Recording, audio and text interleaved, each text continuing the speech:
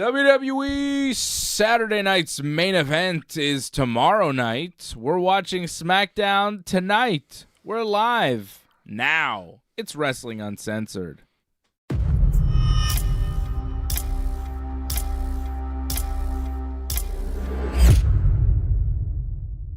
Zoom out. Zoom in. Let's go out. In. Whoa. Oh, and we reveal that I'm not alone. You are not alone. I am here. All right. We can't start the show singing. They're gonna hate it. We're watching SmackDown right now. Johnny North, we are here. We're having a good time on a Friday night watching professional wrestling. Why not? Why not? Who doesn't like wrestling? It's Carmelo Hayes, who seemed like he really didn't want to wrestle Damian Priest when Damian Priest was presented to them. I guess Priest is on SmackDown now. Mm-hmm. They're moving people from one show to another for some reason. They're calling it a transfer window. I think they're trying to be like soccer. They do transfer windows in soccer, right? Isn't that a thing? That sounds... I don't follow soccer in that way. That sounds like a thing. Right? It sounds about right. I don't remember a transfer window lasting months and months, but I guess it can here. You can like purchase a contract from another club. I don't know. The idea. Well, it seems like that's what's happening because Damian Priest is on SmackDown now. And they're like, oh, Carmelo Hayes, you're going to wrestle a guy tonight. And he's like, who's it going to be? He's like, well, you'll see. And then Damian Priest walks in, and Carmelo's like, this is terrible. And Nick Aldis is like, hey, Priest, this guy wants to wrestle you. And Carmelo's like, no, not really. And then Priest is like, okay, let's wrestle. It's like, what? But Damian Priest is the babyface in this situation. And the match is happening now. Many matches happening tonight on SmackDown. It's a 3-hour show. It goes on forever and ever. On and on, on and on. Yeah, we go on and on. And that was a highlight for me tonight. Pretty deadly. They are so pretty. They are pretty deadly. What a match. Did Pretty Deadly win? I believe the answer is no, boy. They were close. They did not win. They've never really been given a shot to be close before. They're usually booked to not even come close to having a near fall on their opponent. So they're baby steps. Yeah, they hit their finish there, and we all popped in the living room. Oh yeah, us, my son, we were like, oh my God, are they actually gonna do it? And then it was a 2 count. He kicked out. It was very close, near fall that we all bought in. We all bought in for. So we're very excited about Pretty Deadly. The prospects of Pretty Deadly, as you could tell, they were much bigger than their opponents, the Motor City Machine Guns. They have a cool look. They're young. They have a fun theme song. They have a good gimmick. They can talk. They're improving in the ring. Pretty Deadly is the future of the SmackDown Tag Team division, and we're starting to see that, and I think that's the biggest benefit of having this much time for everybody to get some TV space, for everybody to get a match or two. Pretty Deadly is being used way more in this new era of WWE on Netflix here in Canada and internationally, and on the USA Network, I guess, in the States. So I like that. They didn't win, but, it was a long match, and they had their moments. The crowd was with them. The crowd was starting to get with them. There was a yes boy sign. I'm telling you, John, we have been on Pretty Deadly since the very beginning, and it's starting to happen, and you can see it starting to happen too. They have this thing with the tag team champions, the DIY, where they kind of help the DIY, but the DIY don't help them, and they're starting to question Ciampa and Gargano, like, hey, what's going on? How come you're not helping? It's like, well, you got to do it yourself and go and get it done. And, Ciampa's kind of harder on them than Gargano is. Gargano's like, yes, boy. He's trying to keep them as like stooges to help them keep the tag team titles, but at the same time, they're not returning the favor with Pretty Deadly. So Pretty Deadly, even though they're kind of positioned as heels in the match like tonight against Motor City Machine Guns, they're kind of baby faces in the overall story that they're doing. And then they have Legado del Fantasma kind of in their face backstage, and they're heels. So you could see the seeds being planted for a Pretty Deadly babyface turn, where they turn on the DIY and they take the tag team titles at WrestleMania, which will be the greatest. Yes, boy! Soon everyone will take off their shirts and put them over their heads and yell, yes, boy, when Pretty Deadly enters the arena. It will be a beautiful sight. Everybody will love it. Yes, boy is going to take over the WWE, and you can sit there and say, no, boy, all you want, Johnny North, but you are going to learn to accept it. It's happening. Pretty Deadly is happening. I'm loving that. That's, to me, the best part of SmackDown. I know it's not like a highlight to a lot of people. I talked to a guy who's a wrestling fan, and I was like, oh, Pretty Deadly. He didn't even know who I was talking about. He didn't even know who they were. I was like, what? What do you mean? I'm like, these guys are going to be the best. He's like, who? I'm like, yes, boy. He's like, what? I was like, do you watch wrestling? He's like, yeah, but he's not watching all the SmackDowns. He's missing out. They're just getting started. Yeah, but I'm telling you, they're going to. Reminds me a lot of the New Day. We have their action figures. Like, we're fully in. My son in the video game in 2K, he made Pretty Deadly both 100. Like, they're both like ranked, like he leveled them up to 100 each. They're unstoppable. Pretty Stronger deadly. than Roman Reigns. In our house, Pretty Deadly, they're already the tag team champions. It's just a matter of time. The rest of the world has to catch up. Reminds me of the New Day. How like when the Yeah. New Day started doing their thing, Mm-hmm. the audience was like booing them. They're like, or what they- is this? And then little by little, people were going, actually, yeah. Yeah. Yeah. Yeah. And then, Or or oh no, or who. Or the Yes movement with Bryan Well, Danielson. the Yes movement, exactly. This is the Yes Boy movement. Yeah. I'm surprised they haven't gone with that yet. Oh my God, it's happening. The Yes Boy movement is happening, Johnny North. How do you like the apples? How do you like all the apples? Well, I have a big question for you. We're going down a rabbit hole with this one. Uh-oh. What happened to Pretty Deadly, the musical? I thought they were pushing that for a while, and they've kind of died. Well, it's with that. hard And to get all that idea money just died. together. These productions are expensive. Yeah, I think that was, a kind of in-between story gimmick to keep them relevant. It was something they came up with, and now they're going in a slightly different direction. I don't think Pretty Deadly, the musical, was going to amount to that much. They were kind of doing their thing. They were kind of backup for Tiffy Time at one point. Like, that was a couple of weeks, and that disappeared for some reason. They were trying to find a spot for them, and they really didn't have one. But now that they're focusing more on the tag division because they have 3 hours of SmackDown, now they're just integrating them in the tag division, which makes a lot of sense. All that stuff was like, in the past were Pretty Deadly. That's the origin story, John. And I gotta say, they had a segment I remember where they sang like a bit of it, and like they put some effort into it. It was good. There was it was something. It wasn't like something that seemed like they just threw it together 5 minutes before. It was something like they rehearsed. They like did a little dance, and it was like, these guys try to maximize their minutes. They're actually funny, Yeah. which is so rare in pro wrestling. They're actually amusing. They're actually funny. Doesn't happen very often. So you guys are actually enjoying SmackDown tonight, because I find this has not been a very good episode Well, that's. tonight. I mean, Take it easy. I said I like Pretty Deadly, John. The Pretty Deadly parts were good, but that wasn't all of SmackDown. This is still a 3-hour show.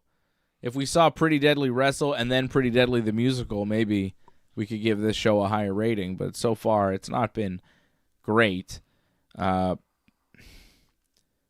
Meechin, B-Fab against Chelsea Green and Piper Niven. Meechin and B-Fab beat them. That was whatever. They had that big promo with everybody, with Tiffy Time and Nia Jax and Rhea Ripley and Candice LeRae and Bianca Belair and Naomi and Liv Morgan and Raquel Rodriguez. a lot. Like, they wheeled out every single wrestler they have in that division, and then they all fought each other, and then they had a match. And Liv Morgan, Nia Jax, and Candice LeRae wound up beating Naomi, Bianca, and Rhea Ripley when Liv rolled up Bianca for the win. Like, all of that was kind of long. I'll say one positive to that. Like, I didn't like the match. The promo, I nearly turned off SmackDown because I'm like, this is irritating to watch. But there was one moment in the match where I was like, this is actually really good, and I wish more of the match was this. I thought when Bianca and Liv had a bit of a spot together, I'm like, this is flowing well. This doesn't look like as rough as everything else is looking. This looks really good. I wish more of the match was based around this. But that was sadly pretty much the end of the match. But I thought they had a very good sequence of back and forth action with each other. Mm-hmm. The rest was rough to watch. Yeah, all of that was a good chunk of SmackDown, and it wasn't great. So that hurt. I thought Cody's promo at the beginning of the show was pretty basic. Not much there. No, nothing great. Kevin was okay. Kevin was really good. Kevin standing up and getting in Matthew McConaughey's face was fantastic. Matthew McConaughey is ringside at SmackDown right now, and Kevin Owens was like yelling at Joe Tessitore, like, why are you interviewing Cody? Why aren't you interviewing me? Michael Cole's not interviewing me either. He's too busy kissing Pat McAfee's ass. Like, Kevin's just throwing shots at people. Cody's kissing The Rock's ass, and then he's looking at Matthew, and he stands up on the announce table. He's looking at Matthew McConaughey, starts yelling at him. What are you going to do about it? And then Jimmy Uso comes out, and he attacks Kevin. And Kevin, leaves. But now Jimmy and Kevin are going to have a match, probably the main event of SmackDown tonight. I'm guessing that'll close the show, right? Pretty good for Kevin. The main event, like 2 weeks in a row. He main evented against Ray last week. As he should. Oh, no, he didn't main event, but he had a big match with Ray last week. Mm-hmm.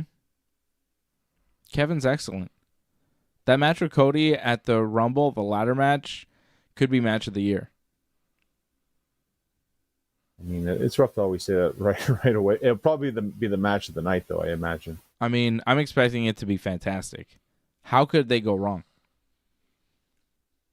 I mean, with ladders, you never know. Something breaks or something. But impossible. I guess I missed it, but I guess Damian Priest just won right there. Yeah, Damian Priest just hit his South of Heaven finisher on Carmelo Hayes for the win in another uneventful match on SmackDown.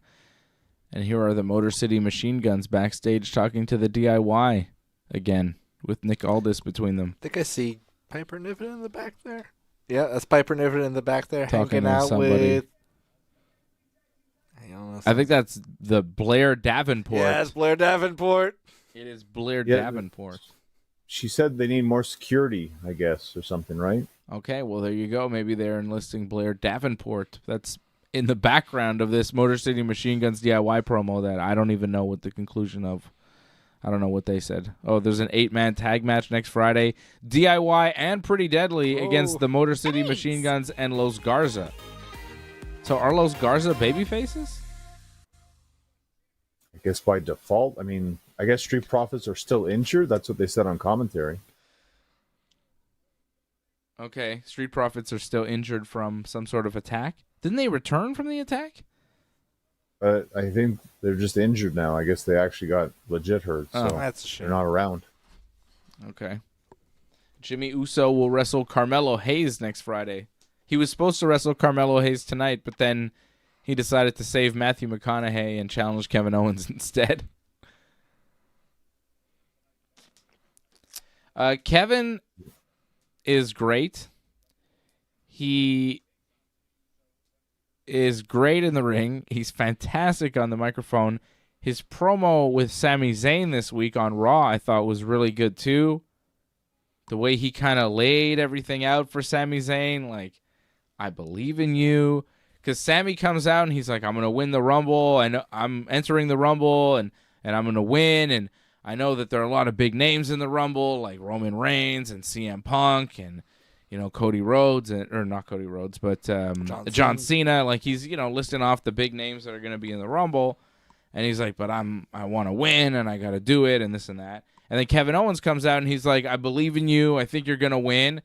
And when you win, you can challenge me at WrestleMania. And, how amazing would that be to see us wrestling each other for the WWE Championship in the main event of WrestleMania? And he cuts this kind of heartfelt promo to Sami, kind of a pep talk to Sami, like, yeah, let's do it. Because Kevin's like, you have to walk out of the Rumble as the Rumble winner, and I have to walk out of the Rumble as WWE champion. And, it's possible. This is a match that could happen. Kevin could beat Cody at the Rumble and walk out WWE champion, and Sami could win the Royal Rumble. And Kevin also said, he said something about, like, as long as we have each other's backs, as long as we kind of look out for each other, kind of saying to Sami, like, hey, in my match with Cody, if the ladder is down and you happen to come and help me up or whatever, if you, if Sami kind of helps Kevin, he's like, if you make sure that happens for me, I'll make sure that you walk out with the Rumble. Like, imagine the Royal Rumble where Sami comes out and helps Kevin beat Cody. The crowd would go, whoa, the crowd would go nuts. Kevin comes out during the Rumble match and, like, holds John Cena's arm, and yeah, then Sami helps, comes behind and dumps Cena over the ropes. Yeah, and then helps Sami win, and then, they wrestle each other at Mania. They shake hands in the middle of the ring. They shake hands, and it's like, all right. Let's wrestle. It would be a weird way to build a match to WrestleMania, though. These two guys kind of pull a fast one on all of the WWE, heel out to the max, and then wrestle each other at WrestleMania. Yeah. Like, that's kind of a In weird friendly competition. Unless they do a thing where they do a swerve where it's like Kevin and Sammy versus Cody and Roman night 1 of WrestleMania, and then night 2 the winner faces, some triple sort of threat. They could pull something like that. But just the fact that we're talking about that possibility means that Kevin's promo on Raw with Sammy too, like that piece of television, Netflix, whatever you call it, the content worked. Yes. It worked, and it made you think. I thought it was very effective. Very effective. It was not a scenario that I thought was possible. I still don't really think Sammy's going to win the Royal Rumble, but after that promo, I think that you can't rule him out. And Kevin has so much momentum right now. Like, Cody's promo tonight really showed he's kind of stalled out a bit. Yeah. He's just kind of like, hey, I'm the champion. I got this belt, and wait until Mania, I guess. I don't know. It feels like Cody is there because... There's Michelle McCool. Yeah, there is Michelle McCool. I did not recognize her. And right next to her is Undertaker's daughter and her daughter with Undertaker. Oh, Jancy and Fancy? And there's Mark Henry. I guess not in AEW anymore. But Kevin has so much momentum. He's been building it so steadily that, like, he should get the title going. Like, it would be nice, but I don't see it right. happening. And, like, he's been put in this position so many times that, like, he should It have feels the like run. Like Kevin is like the guy with so much momentum, and he's like more exciting to watch right now. And Cody's just the guy in the spot because they decided he's the guy in the spot. Yeah, he's become Roman Reigns. And it's just kind of very flat and same all the time for Cody. And his stories haven't been that compelling in a while. He's finished his story. Now he's got no stories to tell. Yeah, and it's like, well, what does he do at WrestleMania? Wrestles John Cena? Beats John Cena or loses to Cena? Like, do we need that? Wouldn't you rather Kevin Owens versus John Cena? I would. It's Kevin Owens' first feud in like the main roster. There's a big story there. Kevin Owens defending WWE Championship against John Cena. Give Cody something else to do. Like, I get you guys 100%. Like, I would love to see Kevin Owens as the champion going WrestleMania. I just don't think it's going to happen. I think Cody is the guy. They're going to keep running with it. Even if you feel Cody's kind of stale, I think they're going to have him like this. And as much as you don't like Cody and John Cena, they still think that is a big match. So it's going to happen, I think. I agree. It is a big match. It is big. It's big like name value and everything. But as far as entertainment, as far as the story too, like, man, the Kevin Owens John Cena story dates back, what, over a decade? Yeah, at this point. Yeah, no, I don't disagree with you. Again, like I think that was one of Cena's last great matches, really, if you think about it. Mm-hmm. Money in the Bank. And I would trust Kevin to have a better match with John Cena than Cody would. Like, again, in terms of match quality, sure, but in terms of like hype, I think Cody, that would sell it more because Cody's like the new John Cena, right? Against like, John Cena. So I think that in itself, just off hype alone, would sell the match. Do you want John Cena's big WrestleMania match to be a split crowd? Babyface on babyface? Or do you want to give him a legit heel to go up against? Kevin Owens is a heel. He's getting booed out of the arena. Well, this is why I think him and Gunther, to me, that's the match for Cena, but it seems like Cody's the bigger match. And it kind of makes sense, too, where it's like if Cena's going to beat the record, he should get the main title, not the secondary title. I honestly think, John, and this is a big prediction, okay? And take note of this, because this is big. We're noting it. Hot take. This is a hot take, Dave. A hot take, Dave. Okay? WrestleMania, if they do Cena versus Cody, Cody will turn heel in that match. The crowd will turn him heel. Because we are not the only ones feeling this way about Cody Rhodes. We are not the only ones kind of going, Cody's been a little eh. And I think most of the crowd will be behind John Cena, wanting to see Cena win, and they'll be booing Cody. It'll be like a Rock Hogan thing, where you think, oh, this is a passing of the torch. The fans are going to want the younger guy to win, but the fans are going to go, no, we want the old guy to have one more run. We want to give him one more win. Yes, that's a good comparison. And I think that's what's going to happen. The WWE went into Rock Hogan thinking Rock was the babyface, Hogan was the heel, and in that match, the crowd switched them, and they had to go with it. And I think it's going to be the same thing with Cody and Cena, which would be magical and really cool and everything, but I don't think it's going to be what the WWE intends, and I'm not sure they want to turn one of their biggest baby faces heel at that time off of John Cena. But I think it's going to happen. I think most of the crowd will be cheering Cena, and I think Cody's going to get booed out of the building. In Vegas. You think so? Yeah.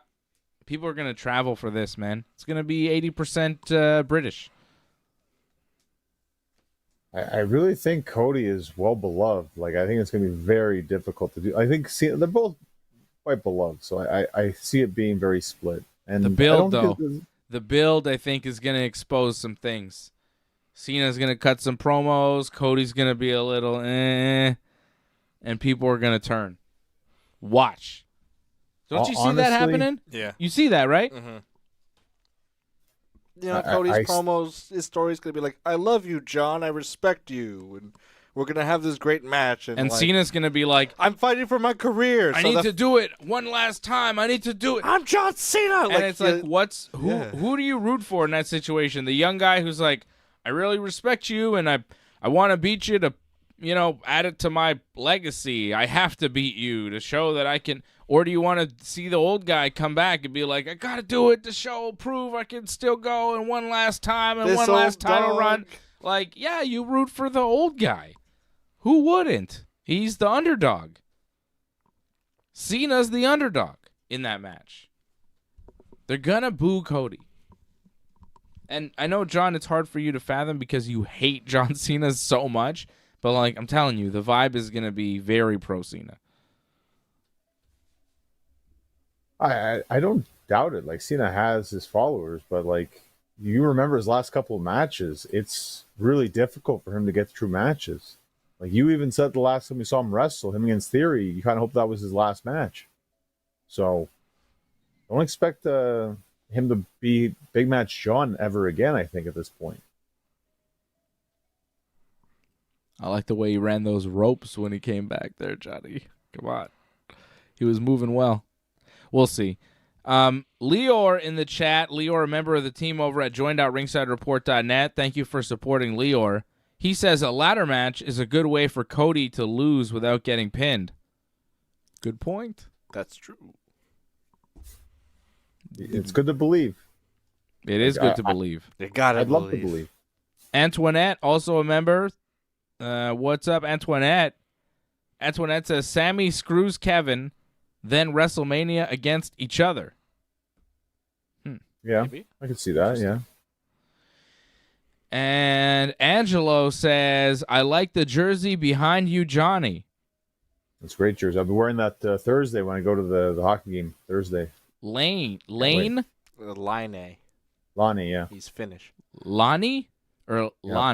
Lane? Line. Yeah. Looks like Lane to me. He's Finnish. He's Finnish, so it's pronounced Line. Yeah. Oh, correct. I think I was hearing it. Yeah. He's really good, right? Yeah, he's pretty good. John, he's They're like all the new good. hot superstar of the Canadians, and you got his They're jersey all- already? Look at They're you. all That's pretty fast. Well, actually, because they were, it was during the Boxing Day sale, right? Oh. They had, so I got a nice discount, but everything took forever because, as you know, Canada Post bailed on us, so this actually only came in recently. Yeah. My dad was just talking to me about this guy yesterday, saying he's like really good at hockey, right? Yeah. He's like turned the Canadians around. They're good now. They're in the We're playoff all right, spot, you I know. think. We're in the hunt. We're not in a playoff spot, but we're in a hunt right Cool. now, so it's good. See what happens. Well, there you go. Patrick Patrick will be Deneau, there member too. of the Cool. team over at Let's meet up. membership.ringsidereport.net. He says we'll be there next Thursday as well. Go Habs, go. I'm in section 429. Cool. Who are they playing? They're playing the Wild, Minnesota. Wild. It's going to be a wild time. Kaprizov. Well, go Habs. I hope they do well for you, Johnny. I know my dad likes the Canadians. You like the Canadians, so I root for them even though I don't watch them. I mean, I don't actively root for them, but it's like, yeah, it's good if they win, I guess. Yeah. It's where we live, Montreal. Yeah, it's nice. I mean, I'd rather they win so that people are pleased than they lose so that people are angry. Although when they win, they tend to riot. So it's like, do you want them to win? I don't know. It's hard to tell. You know what I mean? It's like people, when they're angry because they lose, it's like you don't hear from them. When they totally win, they fully riot in the streets, which sucks. It's not good. You shouldn't be rioting, guys. Chill, hockey fans. I remember like SmackDown, like 2001, like the like, what wow. chants in the Metro, like it was insane. Like it would go on for hours almost. You just hear it, just the whole what, like because what was crazy back then, right? So Yeah, nonstop. that's not a riot though. No, it's just it was But over. it was so loud. We'd It was- also it Yeah, was- but John, we'd also woo a lot. You know the too. difference between that and a riot, right? of course, Yeah. but like You don't it was overturn kind of a police annoying. car Though. shouting, Like, I "What?" get why people There's no get fires. upset by it. There's no pro wrestling riots in Montreal. Yeah, like there wasn't after the screw job, so like where would there be one? Yeah, there should have been. There could have been. I think we're just confused. Yeah. Well, I mean, I was 7. Yeah. I think Sean complained that he got hit with the paper airplane. If I'm not mistaken. Oh, he got mad about that. Sean would complain. He lost his smile again after that. Poor Is Sean. that why his Michaels. eyes like that? You His got a face is sport odd. team. That's right. That's right. I see it in the chat. Got a sport team. That's the Devils. The Devils. We're the Devils. Here comes Mr. Montreal KO coming out right here. He's got a Naomi T-shirt. Why is he wearing a Naomi T-shirt to come out for this match? I don't know, but I love that. I love this gimmick. I'm just Oh, wearing I know, other because he's wrestling Jimmy Uso. Oh yeah, of course. Yeah, That's pretty fantastic. It's fantastic. It's good actually. Yeah. I love that gimmick of just wearing like these antagonizing shirts. Oh my goodness. A kid just gave Kevin a pen to sign something. He grabbed threw it the away. pen and then tossed it away. Yeah. I don't know what they were expecting. Oh, Kevin's It's always great to mess with kids. I sent that to you, Dave, right before the show started. That one of the parents were happy that I messed with his kids. So great. Yeah. it's always great when you bring that kind of joy to people's life. Yeah. Mess with kids. Do you guys Great. think? Johnny's a great heel. Do you guys think Matthew McConaughey gets involved in the match? Like he jumps over the barrier? You should. It would be pretty cool. Matthew McConaughey is ringside for SmackDown. Shane Gillis, great comedian, also ringside for SmackDown. I love Shane Gillis. What's his name? Tony Fluffy Hinchcliffe too or is with him something? too. Yeah. Is he going? Oh, I thought he was going. Oh, right Kevin after. Owens showing the belt right at McConaughey, getting in McConaughey's face. Take that, Matthew he's- McConaughey. He's right there. I mean, What are you going to something's do to gotta happen. Kevin Owens' brother? He's way too close for nothing to happen. Oh, it's so good. I want to say I was like running through like a list in my head, like after we saw him. I think Matthew McConaughey's the first best like acting Oscar recipient to appear on WWE TV. Big deal. You know, I think like Sylvester Stallone won for like maybe directing Rocky or producing Rocky, but Still, other the than guy is a major star, and he's just helping out an angle for a random Friday night SmackDown in Austin, Texas. It's pretty cool. You know, I think he brought his kid too, right? It looked like. possibly. he's from Austin. But it's just great to have, this type of star Yeah, it's not like like someone ringside from the for football SmackDown. team. This isn't WrestleMania. This isn't, And look at Oh, he's them. going right They're- in front of him again. Yeah, they're going right in front of him, throwing Kevin into the barricade in front of the stars there ringside. It's great. Mainstream. Mainstream. WWE is so big. It's so mainstream You're seeing big celebrities there, part of the angles, just part of the show. Yeah, like he doesn't look like he's fulfilling a promotional appearance, you know? No, he's just there because he wants to be. Yeah. Because it's fun. Because it's a place to be. AEW is not competing. No wrestling company on the planet is competing with WWE in this type of arena. It's really big time, and it's just getting bigger and bigger. It's getting more and more mainstream and more accepted and more Hollywood with the with the purchase of the company. It's just so Hollywood now. It's so big. I like that we're seeing all these people like performing in front of these major stars. The eyeballs on these wrestlers now. It's great. The money that's going to come into pro wrestlers and pro wrestling, because a lot of these wrestlers, they do reinvest in wrestling. They open wrestling schools, and they're going to have some good money to do it. And then a lot of them won't have to go to conventions and stuff and keep traveling and breaking their backs, signing autographs, because they'll just have a ton of money to retire on. It's nice to see the progression of the WWE to this point where these guys can make some really serious money and, live a comfortable life when they retire. You hope, for the most part, anyways. It's just sad because I saw the tickets for WrestleMania went on sale. And I'm like, well, I don't think I'm ever probably going to WrestleMania because that's just way too expensive, I think. Yeah. Yeah, that is an issue that bothers me with the ticket prices for pro wrestling at this point, especially for the big events. It's like they're pricing it out of the range of possibility for so many fans. They're really making it a thing for just the 1%. The ultra rich to go to. Wrestling is crazy. famously known as being populist, anyone can go. That's the part of the whole appeal. But because it's becoming so big and so mainstream, they're kind of charging ridiculous prices for tickets. And I don't know. I think they're pricing out the hardcore fans. We'll see how that evolves. I don't know if it'll last. I don't think it can.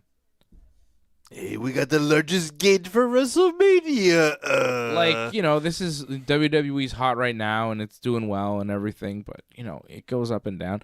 And AEW, I wonder what they're charging for their tickets. I know they're doing smaller arenas, but, they can't be charging close to what WWE's charging these days,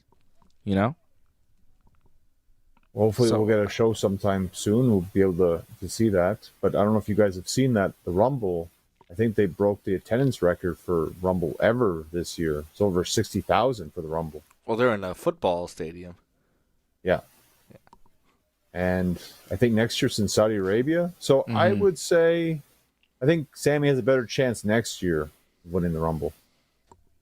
Maybe. Well, they could charge whatever they want in Saudi Arabia. I don't care. Yeah. They could make them pay through the nose. Yeah, well, that's it. Saudi Arabia is a different situation. But just putting it there, it's like, well, okay. There's a lot of people that won't be going there, and we'll see.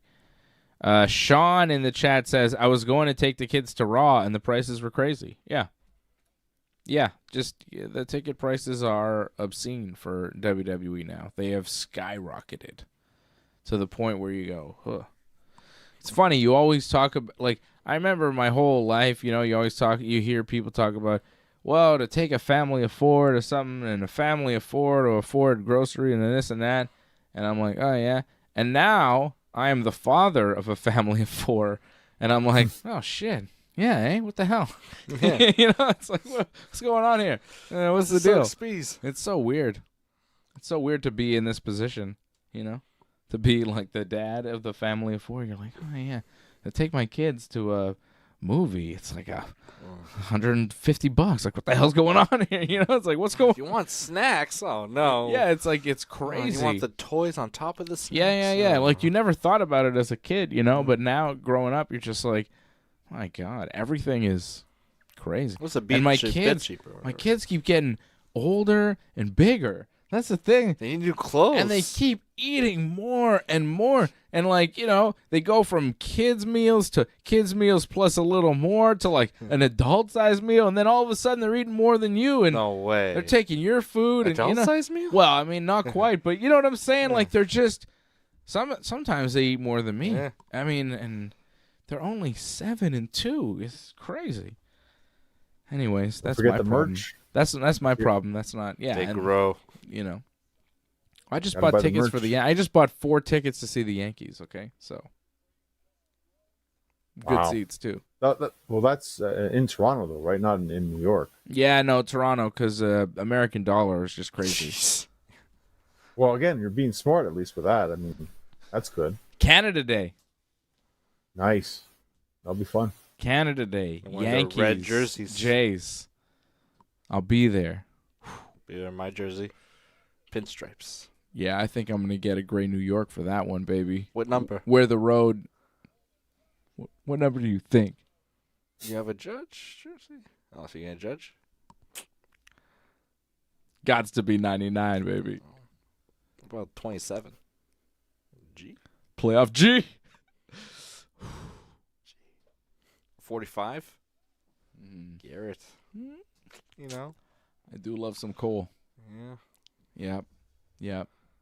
All right, we can't talk about the Also, Yankees. Pedro's number. This is going to devolve into just pure Yankees because I love them so much. What's Goldschmidt? Kevin 44? Owens and Kevin Owens and Jimmy Uso still in the ring tonight. It's the main event of SmackDown. Should be wrapping up pretty soon here on the SmackDown.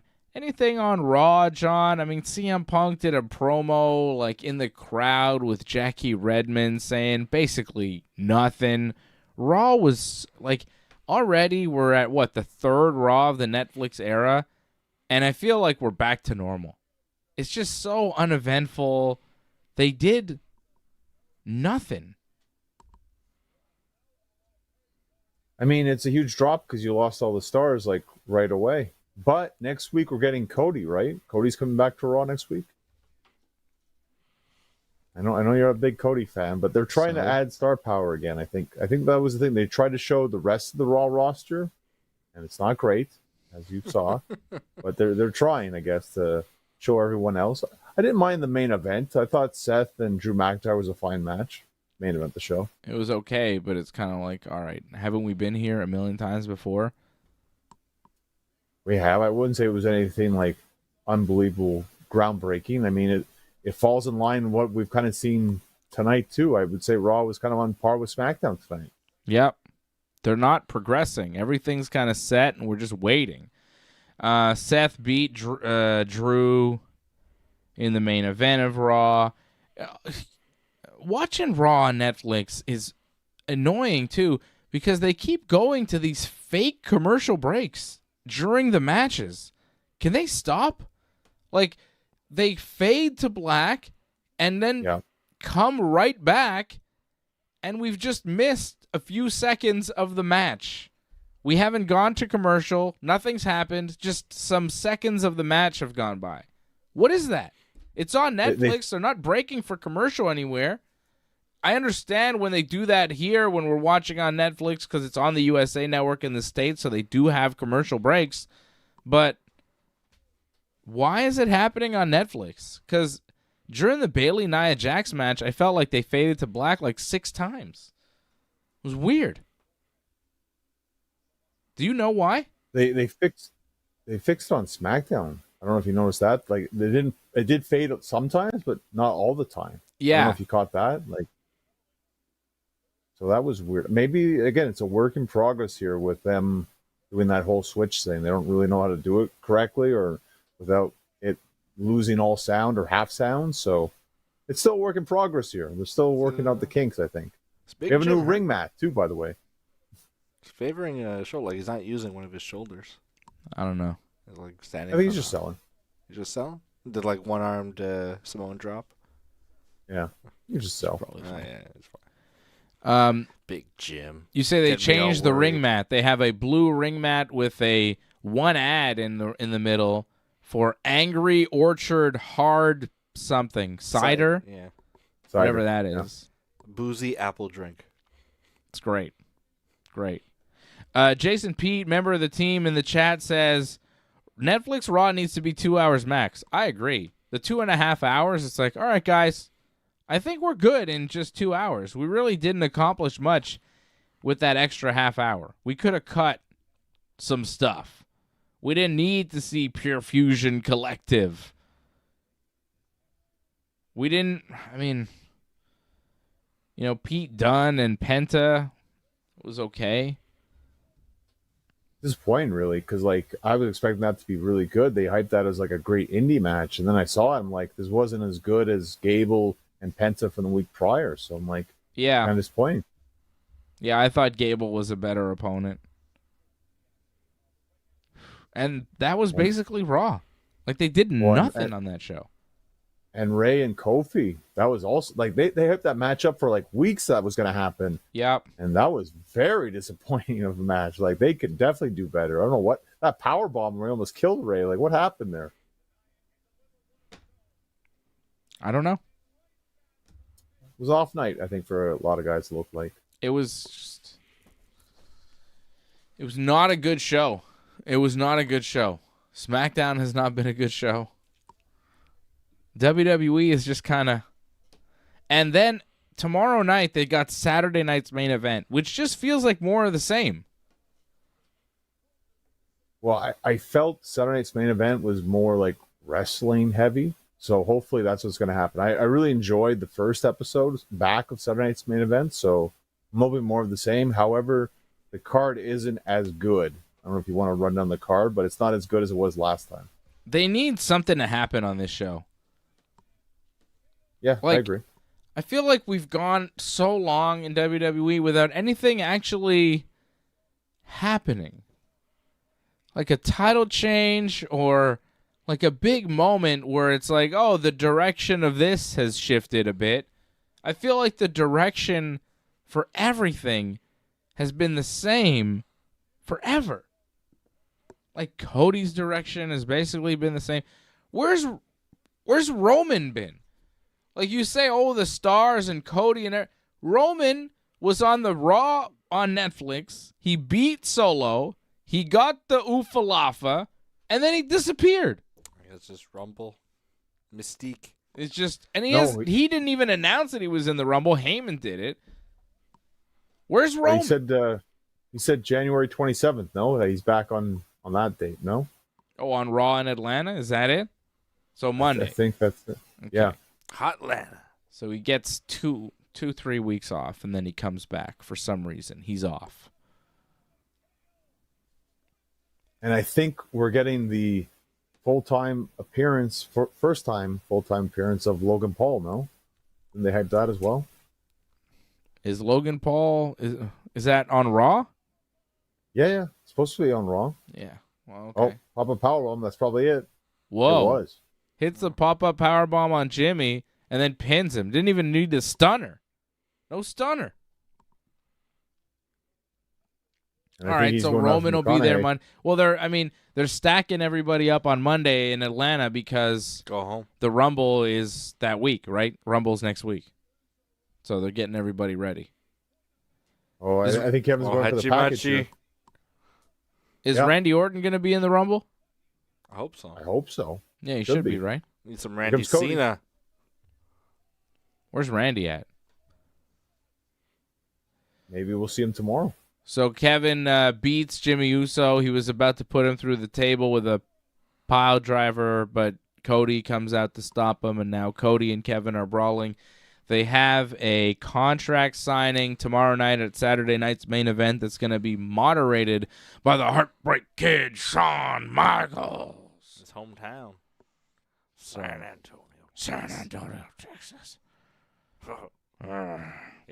If you want something to happen, I think Kevin giving a pile driver to Shawn, that would get people talking. Oh my God. Yeah, that'd be great. Yes. I'm hoping for just like a scathing promo about how, Brett was the best. And how Brett was better, how Shawn's a piece of trash. Brett invented the ladder match. How Shawn also turns on his friends just like Cody. How he's a snake just like Cody, not to be trusted. I think that would be great if Kevin tries to paint himself like a good guy, but we What know the he's heck? not They a just good faded guy. black. if What the heck Kevin was just that? buried Shawn and compared him to Cody, I think that'd be fantastic. Kevin and Cody just brawl and SmackDown ended, right? Like he threw him in the ring and they just ended it. What the heck was that? Yeah. Well, That was they weird. had to cut it off because they're on USA Network, I guess. That's probably it. Yeah, Mm-hmm. You know, that's too bad. Great. on a rerun of Suits. So, yeah, it would be nice if Kevin just ran down Shawn Michaels on the promo tomorrow. But other than that, I'm not expecting much No. out of that. The match itself is what I want to see. The ladder match at the Rumble, Kevin, Cody. I'm expecting Cody to win. I'd love to see Kevin win. I think it'd be real interesting. It would shake things up for WrestleMania. That would be a moment where you go, ooh, this is different.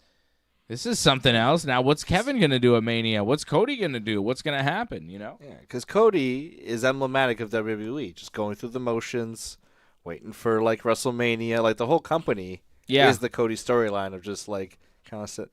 So, we need Kevin, to shake things up a bit there, pal. That's right. He does have ruthless aggression. And that did used to happen sometimes back in the day. Like, a title change after the Rumble. Yeah. Or in February, like Eddie Guerrero won the belt at No Way Out in February, and then went to Rumble, and no one was like, "Oh, this is ridiculous," it's fine, Yeah, I think it's fun sometimes to, Kurt Angle was like the champion. I feel like going into January with the same champions that you're gonna have set going into the WrestleMania is kind of like. It's a long time to hold this, and it feels like they're just holding it to hold it so that at Mania they could possibly lose it. It's like, well, why? Why do we just have to hold it to hold it? It's not holding it for any particular reason, and in the meantime, we just kind of make everybody else feel like filler because they're not real threats. Like Gunther, right? He's the world champion. He's not losing to Jey Uso at Saturday night's main event. And then he's not even going to defend it at the Royal Rumble. So Gunther's probably going into WrestleMania as the world champion. And that's kind of boring. It doesn't really do the Gunther character any favors. It doesn't do the world title any favors. And it doesn't really do the match at Mania any favors. Well, you don't know who he's facing yet. Like, I think it'd be great to see him against Punk. I think that'd be a great WrestleMania match for him if they do that. Yeah. It'd be fun. But, okay, so you build it up for what? Punk to beat Gunther at WrestleMania. So Gunther's just been... He hasn't had a title reign. He's just been holding the belt, waiting to lose at WrestleMania. He hasn't had any meaningful feuds. He hasn't done anything of worth. He's just been holding it to lose at Mania. Right? Yeah. No? Well, again, there's so many things that could happen between now and WrestleMania. It's possible he might have to defend the title inside the Elimination Chamber. Yeah. It's very possible that could happen. And you're saying Punk's going to beat him. Who's saying Punk's going to win? Punk doesn't have to win the title. He just wants to be in the main event. He doesn't have to win the title.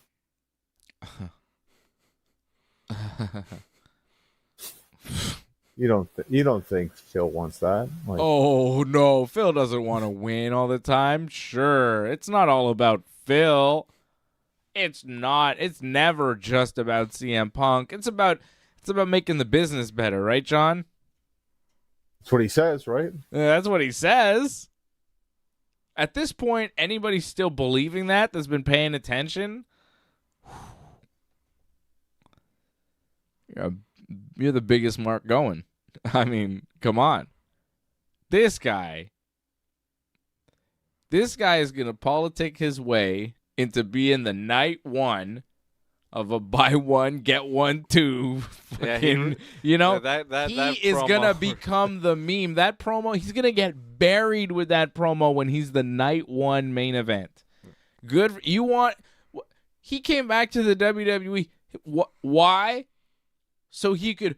What does Punk want? What is Punk crying about? He wants to main event WrestleMania. He wants to close the show. It's not enough to make money and have a great career and be a top star. And no. I want to be the one to go on last. I have to go on last. I'm going to throw a big tantrum about going on last. A lot of people never went on last. A lot of people did go on last. Jericho went on last. So? A lot of people have gone on. Bam Bam. Yeah, Bam Bam and Lawrence Taylor went on last. So? Just because you go on last doesn't make you the man. Punk could go on last. Doesn't make him Roman Reigns. Doesn't make him Cody Rhodes. Doesn't make him Stone Cold. Doesn't make him The Rock. Just because you go on last, go on last every single year. Try that. And I know CM Punk in his promo this week said that he would throw everybody over the top rope, even Hulk Hogan, so he could bury Hulkamania once and for all. Well, brother, he went on last way more than you ever will. And when he went on last, it meant something because the whole company was actually about him. And there was only one night. And the whole show was actually about him. That's right, brother. Brother. Punk. So, all this selfish, baby, self-righteous bullshit from this guy. And you're going to tell me that he's not going to politic his way into beating Gunther at WrestleMania? Come on, dude. And I'm a fan. I like CM Punk. As a wrestler, as a sports entertainer, he's fantastic. One of the greatest to ever do it. But, come on, the ego in this guy, the politicking of this guy, the character of this guy, over the years, you go, really, dude? I don't have a ton of respect for him. I like him, but I don't respect him. Kind of like Hulk Hogan. Yeah. How about that, CM Punk? Kind of feel the way about Punk as I do about Hogan. I like Hogan. I don't respect Hogan as a person. I like as a man. I don't respect Hogan as a man. I don't respect CM Punk as a man. I like them, though, as wrestlers. A lot. So I'll forgive a lot of their bullshit and their nonsense and their lies and their self-aggrandizing and their, politicking to keep themselves on top and everybody else down around them. Look at Punk's AEW run. Couldn't have shot himself to the top fast enough. Beaten everybody on the way. Didn't stick around long enough to pay the favor back. Called himself the real world champion leaving. Is that helping the business? Is that helping the younger generation going forward? Or that's just putting yourself over? He's not been good for the business. He's been good for his business. I like him. He's fun to watch, but come on, man. And I've lost faith in him. I've lost respect for him over the years. He was at one time the voice of the voiceless. When he cut that pipe on promo on John Cena, it was like, ooh, okay, this is a guy. And this is a guy years. This is a guy to listen to pay attention to. Next 2-3 years. But now he's become a caricature of his former self. You know what I mean? He's a legacy act. Yeah. He's running on the old hits. Yeah. And there's no substance behind it. You see through the bullshit. Just like The Rock said, real men see through bullshit. And there's the Rock's one to talk about, Lior says, so happy. The Rock. The Rock is interesting, though. He's a different character. Yeah. Lior says, so happy to hear Dave finally talk shit about CM Punk. LOL, it's about time. You've talked shit about Punk before. Yeah. Patrick Deneau says, was a huge CM Punk fan until he came back and sucked. He ain't what he used to be, and right now Hangman Adam Page is killing it. And that's another thing. When I watch Punk, I go, yeah, he's cool. When I watch Hangman, I go, fuck yeah, Hangman. Cowboy shit, get him. Like, Hangman is a bad motherfucker in AEW. He is cool as hell. Hangman is electric right now. I'm such a Hangman fan. So, the fact that he's kind of public enemy number one in CM Punk world makes me go, yeah, well, I like Hangman. Doesn't make me like Punk any less, though. I mean, but, Punk hating Hangman so much and kind of still saying things about Hangman, when he can, dropping little subtle jabs without saying his subliminal jab. It's like, come on, dude. You're still talking about Hangman? Because he's out there killing it. And, like Johnny, you were just telling me before the show how much you enjoyed Hangman and Christopher Daniels on Collision last week. Fantastic, bloody, brutal match. Hangman is on another level right now. He's in his prime. Punk's not in his prime anymore. It is what it is. But Punk still wants to be the champion and beat guys that are in their prime, like Gunther. And if he wrestles Gunther, if he gets that match and they main event night one, he's going to beat him. Bet. Well, we'll see if that match even, we're speculating what that match might possibly be. It might be just Punk versus Roman Reigns, no title. That could also happen. Battle for Paul Heyman. Heyman on a pole match? Heyman on a pole. Put him on a pole. Make him dance. Maybe on a forklift. Like pole dance? Pole might Yeah. break. Oh, okay. I don't think he's got the upper body strength. The winner gets a pole dance from Paul Heyman. He's on a pole, and then after the match, they hit the music, the Rikishi music. Ladies and gentlemen. And then, Paul Heyman strips for the winner in the middle of the ring. That's a Vince idea. Yeah. That's right, Paul. You're getting the radio strip. Roman's going to love it. Probably not. But, maybe for the love of Paul Heyman, they do some sort of match. Roman versus Punk. It's possible. Heyman. The Hesh of wrestling. And I think that would be one where Punk couldn't politic his way into a win. I think there he'd face a roadblock and that's probably another strike against that match even happening because Punk could see moves ahead and he knows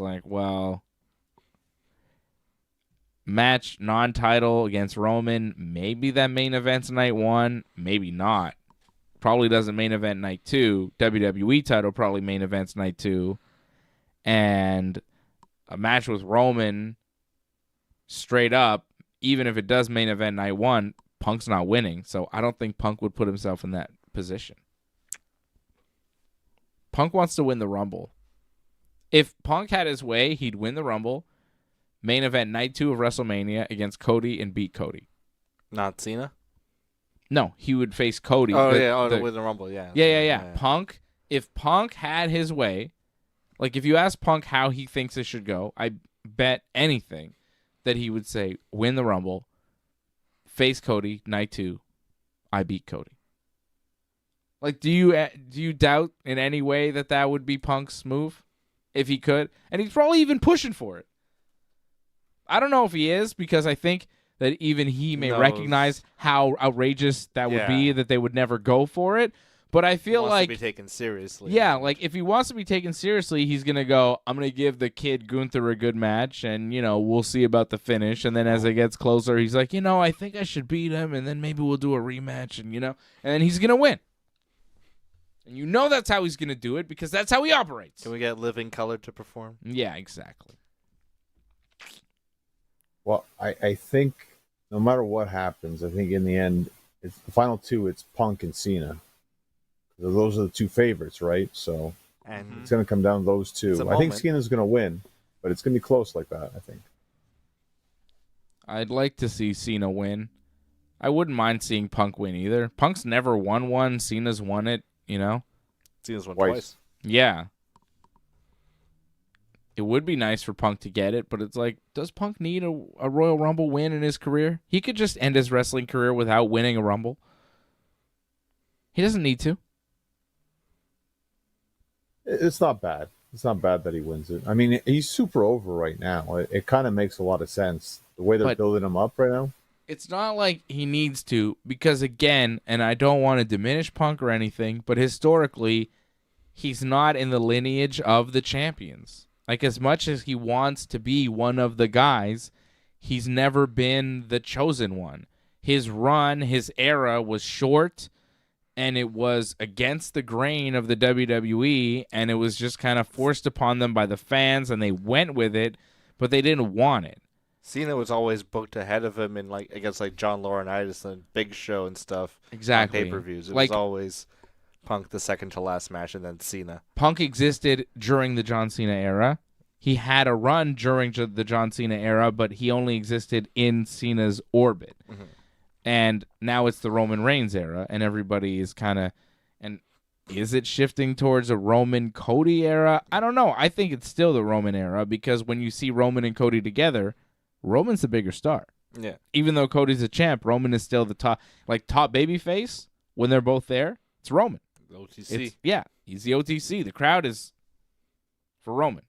I saw this video of Sheamus and Drew McIntyre surprising like kids watching like pro wrestling. There's like wrestling clubs at schools in America where kids just watch wrestling. And cool. As an after school thing. Nice. So they surprise it. And like as they're walking down the hall, they just hear chants of OTC, OTC. And Drew is like, oh my God, they're cheering for Roman. Like he hasn't been around for like months, and like they're cheering for him. Like this, yo, I like him, but like, oh man, like they love him. Yeah, like kids love Roman. Everybody loves Roman. Roman is so over right now. It's crazy. He's by far the top babyface in WWE. He's by far after the top the first guy. Raw on Netflix. There was like a lot of social media engagement of like people being like, "Oh, who's Roman Reigns? This guy's like sexy." Like, where's this guy been? Like, oh my God, this is my new favorite thing to watch. Like, what do you mean, where's he been? He's your tribal chief. That's but like, you know, people just didn't watch wrestling. Yeah. Like, oh my God, who's this guy? Yeah. You know, they're watching like, you know, Bridgerton or whatever on like Netflix. Their steamy stuff. What the hell is Bridgerton? Like a sexy British show. Sexy British. So people watch Roman Reigns. I'm like, oh, okay. Sounds good. Maybe I should watch Bridgerton. I don't know. All right. I'm not watching. I'm just like using a shorthand. I could get it. The sexy British. All right. Well, what else is on Saturday night's main event? Braun Breaker versus Sheamus for the Intercontinental title. Is this a time when Sheamus finally takes it? I hope so, because they need to do something on this show. Give me a title change. Give me a reason to watch. Fella. Like, when this show's over, let me say at least, like, oh, well, Sheamus won. That was cool. Give me something. Well, if I'm not mistaken, last Saturday night's main event, all the babyfaces won all their matches, right?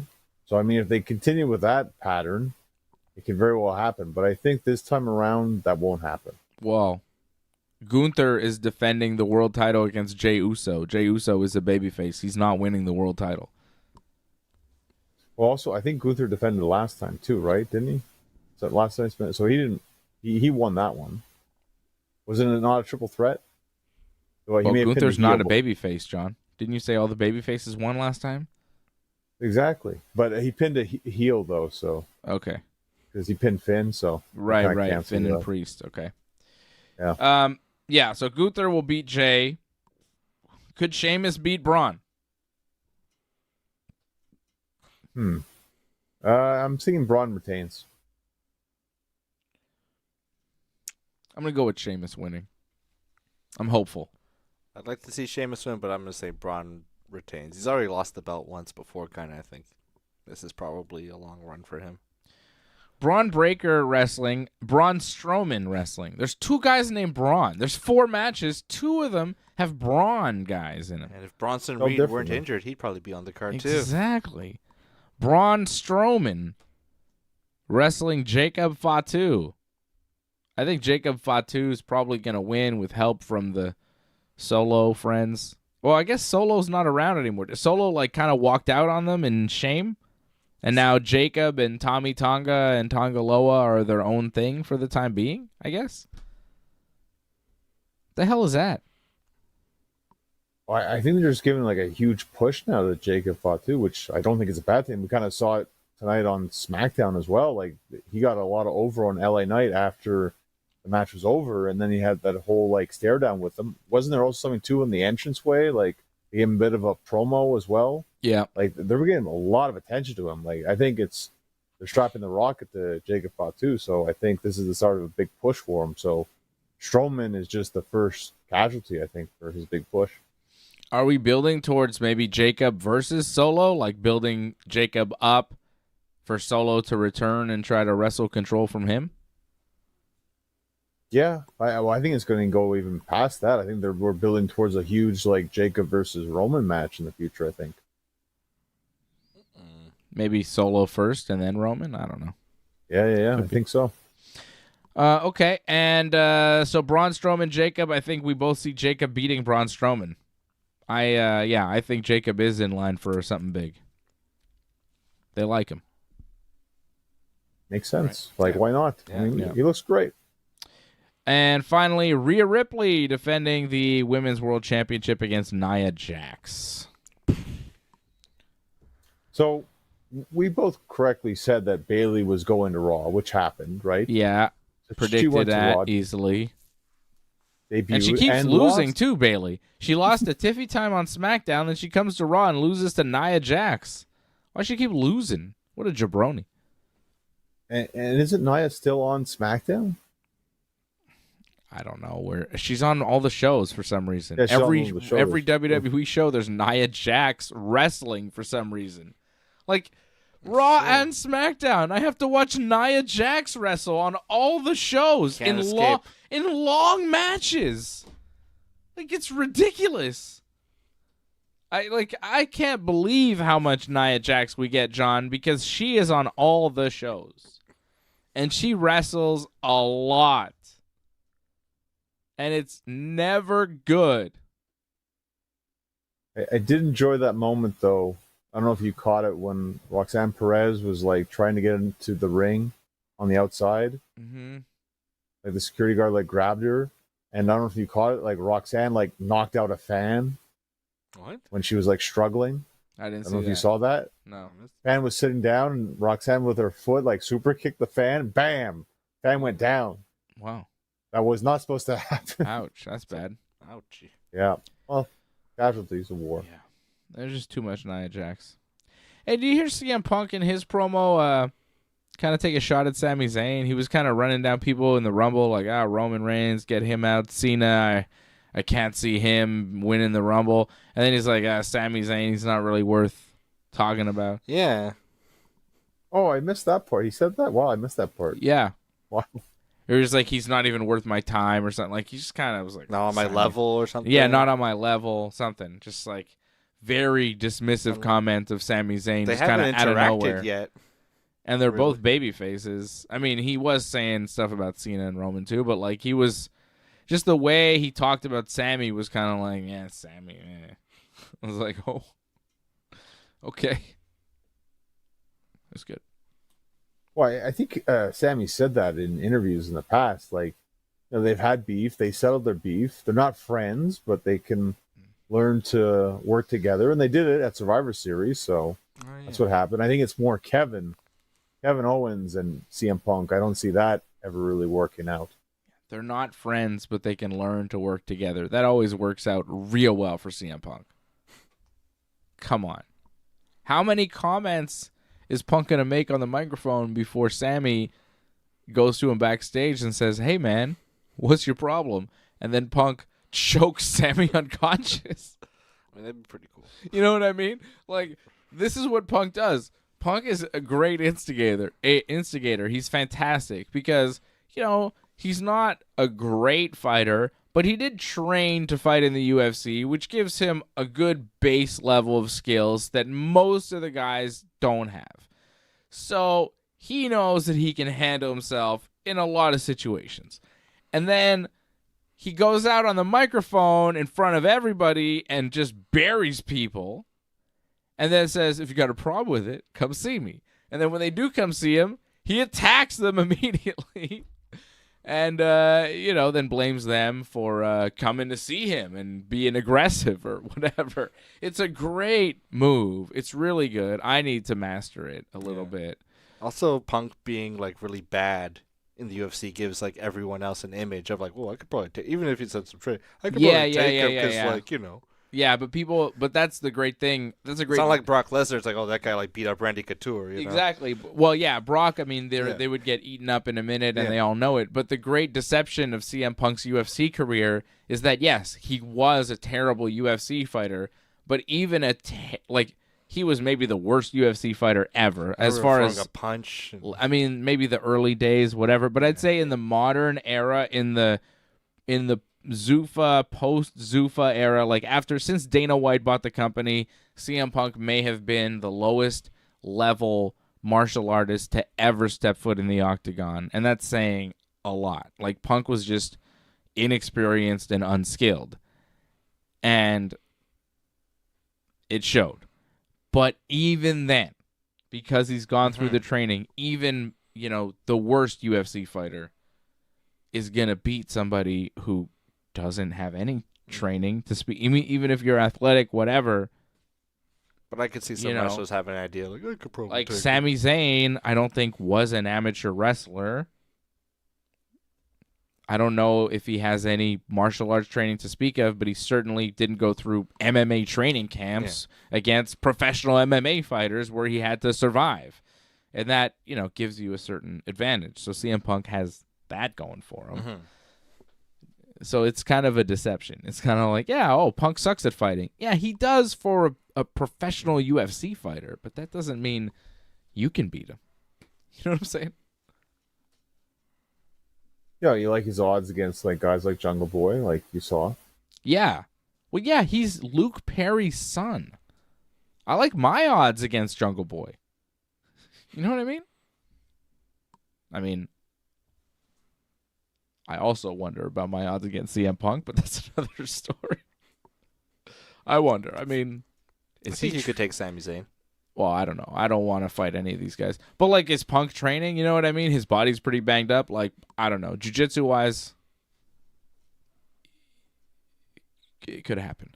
But I feel like CM Punk, he's an instigator. And he pushes people, and he just waits. It's fun. He lays a trap, and then he just waits. He's mean. And, like, it helps that it's in his character, TV character, to be a guy who, like, takes pot shots at people. So it's him, great. like, him, like, taking that shot at Sami Zayn, he's like, oh, yeah, that's something Punk would say, I guess. It's like, just business, brother. Yeah. Mm-hmm. But, he could just keep saying it. He's a master manipulator. He's really good. He won't take big shots at people, like, that could whoop his ass, though. No. Like, there are guys in the WWE that could smash him to pieces, I don't think he's going to say really mean things about, like, Braun Strowman, because Braun Strowman's so big. He's so big. He could just pick Punk up, throw him, But Braun Strowman, thought he could handle Brock Lesnar in the Royal Rumble. Yeah. Kneed him in the face. And then Brock went, bah! Because Braun... I told him to slow down. Because Braun, I think, is so gigantic and he'd never really fought but... maybe he'd been in some bar fights or whatever, and he won because he was fighting normal men. So he couldn't fathom losing a fight in any kind of way. And then he went up against a legit heavyweight championship-level fighter who is also, big and strong. And Brock showed him, like, hey, son. I just remember Brock just, like, threw one punch in his gut. Yeah. And you just saw Braun just go, like, oh. Like, yeah. Braun like, tried to rough up Brock in the Rumble. And then he took a shot to the head, and he, like, almost, like, got knocked out. Yeah. It was fantastic. Brock threw live rounds at Braun Strowman because Braun was trying to, like, be tough and, like, do stuff to Brock. And Brock was like, what? And Brock just beat the shit out of him. Yeah, it was a fantastic moment. Because there's a difference between being big and strong and being actually trained and skilled. Like, technique and skill and knowledge is really important in being able to fight and put people away. You could be tough and strong, but being able to finish the job is like a complicated thing that you need to learn how to do. You know what I mean? Mm-hmm. It's complex. Fighting is hard.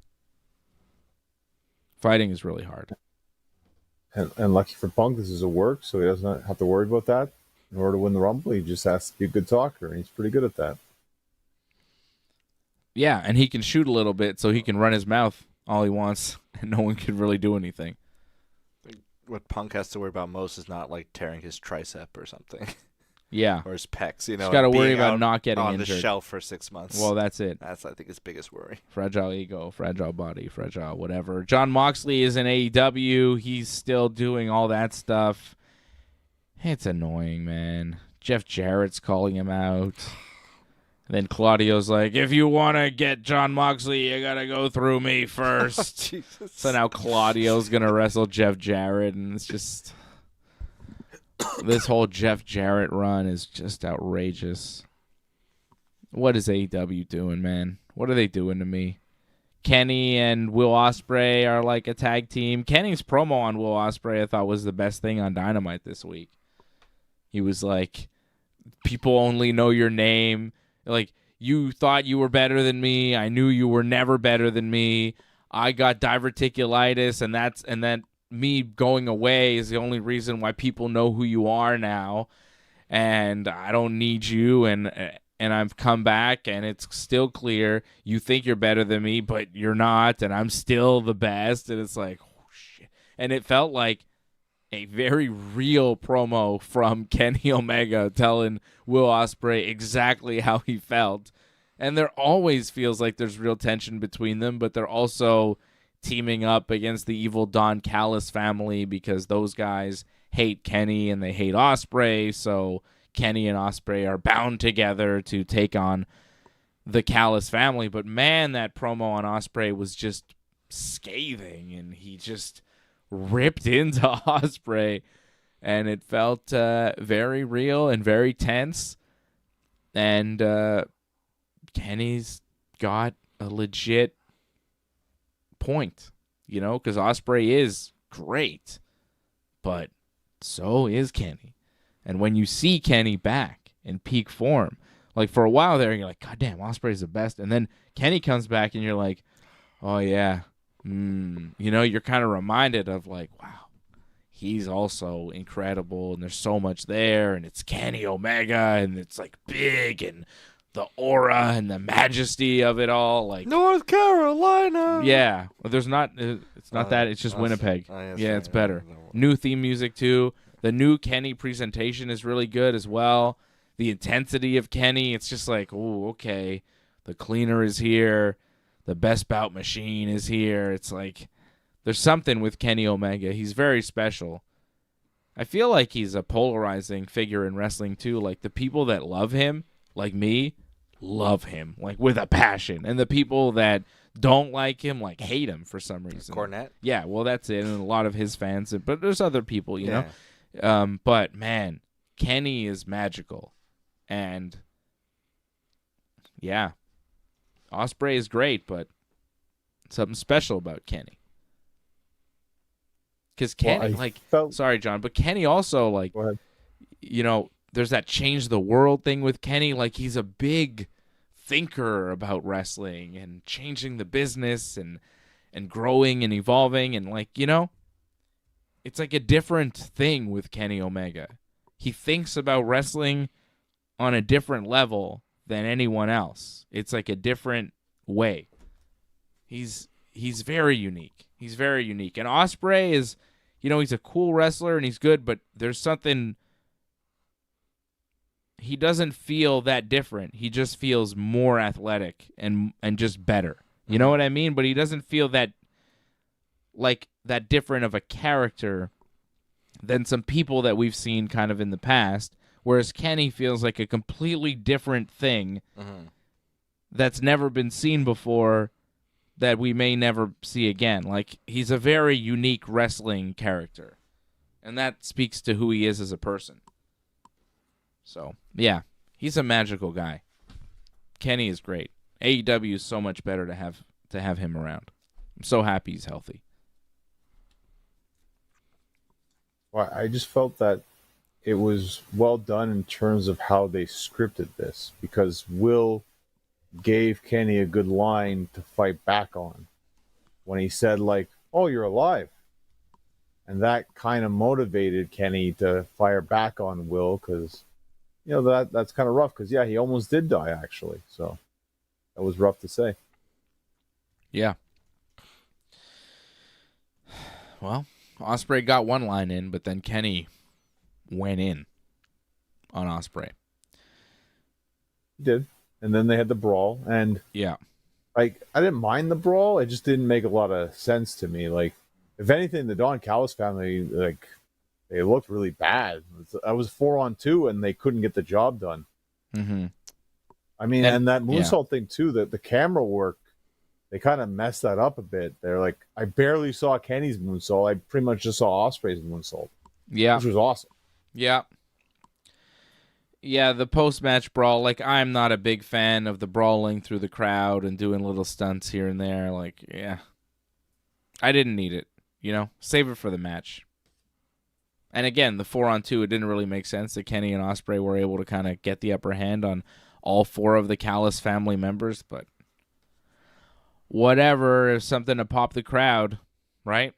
I think that's what they were going for, pop the crowd. Well, and that started the show, right? I'm like, well, that's one way to start the show. And to me, the Ospreay moonsault, that looked extremely high. And even Kenny's kind of looked high, but it was hard to tell because the camera angle was terrible. Yeah. That's definitely one way to get the crowd going. But I almost felt that should have almost ended the show because that felt like that was really the high mark of the show. Yes. Although we did lead into the Hurt Syndicate, Bobby Lashley and Shelton Benjamin beating Private Party to become new AEW Tag Team Champions, which was nice to see because Private Party were pretty mid as Tag Team Champions, and Bobby and Shelton are a legit tag team that are fun to watch. And like I've been saying, I don't want to see them do a singles run in AEW at this point in their careers. As a tag team, though, I've got a lot of time for them. I think it makes a ton of sense. Having them as tag team champions was what I wanted to see, and they gave it to me this week, so that was nice. And I'm glad that, we're putting Lashley and Shelton in the tag division where they can hold the tag belts for a while until it's time for the Young Bucks to take them back when the Bucks show up again. And Lashley won't be able to politic his way out of not losing that match to the Young Bucks because they have way more stroke in the company than Bobby Lashley does, and the Bucks, unfortunately for Swerve, have more stroke in the company than Swerve does, apparently, because the report was Lashley didn't want to do the job for Swerve. Lashley beat Swerve on a pay-per-view, and I thought, why? He's old, Swerve is young, and the up-and-comer, and a future big star in the business, and a main eventer, and a world champion for AEW. Why, oh why, is old-ass mid-card WWE Bobby Lashley beating Swerve in the first big match? And apparently the idea was for Swerve to get the win back, but old Roberto said, no, I'm not feeling that, brother. And Tony Khan couldn't get it done, so he just had Bobby beat Swerve. Swerve doesn't get the rematch, and instead of capitalizing on it, even for a singles move for Bobby, which would have been awful, they're just going to pivot and put him in the tag division, and Swerve just has to eat the loss and move on and hopefully beat Ricochet, who was like a reject of Lashley and Shelton's and is now doing his own thing where he's an annoying heel. Like, that, if that's true, that they were going to do the rematch, and Lashley said no to losing to Swerve, I really got to wonder why. I mean, come on, Bobby. It's the thing to do. You shouldn't have beat Swerve in the first place. What you should have said no to was going over in the first place. You're like 49 years old, dude. What are you doing? Come on. Okay, well, a couple Tony things. Khan can't. And Tony Khan, like, what are you can't doing? Sell it. He can't push it. He can't say make I'm it the happen? boss. This is my company. Do it. yeah. No, and instead, and this is the great part about Tony Khan, instead of punishing Bobby Lashley, burying him, whatever, he gives him the tag belts. Yeah. Oh, okay, you don't want to do that, Bobby? Okay, well, we'll give you and Shelton to run with the tag belts, okay? You my friend now? Are you my friend? Is that okay? We're cool? You want to come over for cake and ice You cream? want to hang out? You want to play Fight Forever? I'll create you. No, nobody wants to play Fight Forever, Tony. We're going to play 2K. Okay. Oh, Fight Forever's great. Yes, come on. It sucks, Tony. No, come on, guys. It does suck. I'll be your WWE 2K kills AEW Fight Forever. They're supposed to come out with a good wrestling game, and they fucked it up. And they'll never come out with another game because they botched the first one. Goddamn. They had it. Like, they had the opportunity to be a big wrestling company, and they fucked it up, and now they're just a mid-wrestling company. Yeah, and 2K was like in a bad spot. Like, there was like a really glitchy game, and then Yeah, they had a lane. Up their game. They had a lane, and they failed, and WWE 2K, like, I have AEW Fight Forever. I have the latest WWE 2K. I never play Fight Forever. I never want to play Fight Forever. We play 2K all the time. We play 2K tonight. Tons of fun. It's so much fun. It's so good. The roster's insane. It's great. It's great. He brought another controller. We had 3 players on the PS4 playing WWE 2K24. British Bulldog won the Rumble. British Bulldog won the Rumble, baby. He got revenge. It was great. Eliminated Shawn Michaels. Not this time, Shawn. Not this time. You're not doing it to me again, Shawn. You know, you can do that. It was great. We had a great time. Diesel was there. Yeah. Dusty Rhodes. A lot of fun. Rob Van Dam. What a great game. So a couple of things just to say about Bobby Lashley here. Yes. You kind of buried him. I don't think that's true about Bobby Lashley. One, because they kind of hyped him and Swerve for All In.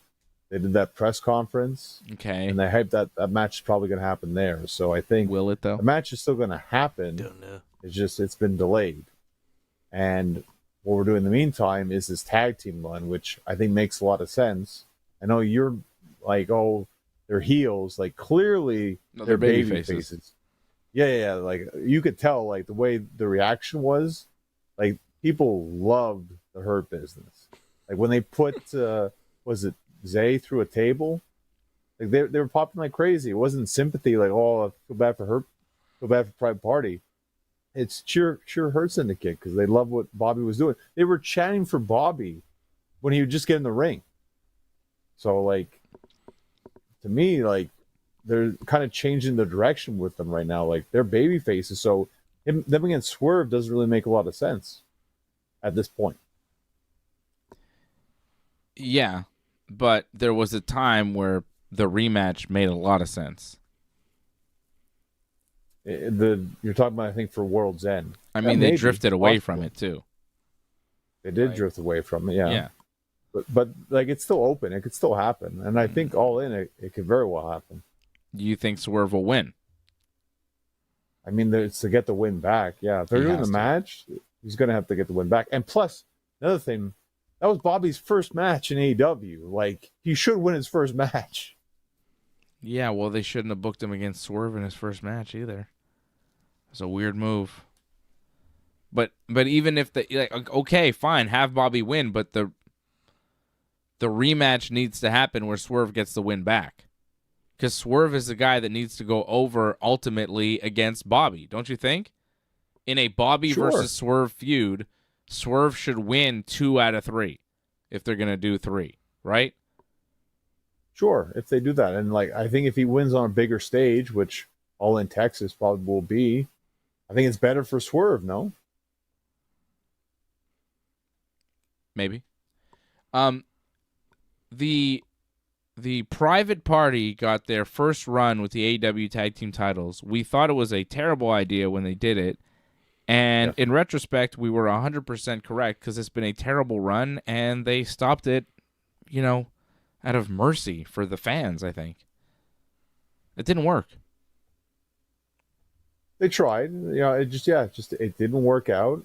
I think it was kind of like a sympathy kind of thing. Like, it felt like they shouldn't even beat the Bucks, really, but No. I think the Bucks kind The of match felt was bad so for 'em. bad. The matches were so bad. The pay-per-view match was worse. The The TV match wasn't great when they won, but the pay-per-view match was so awful.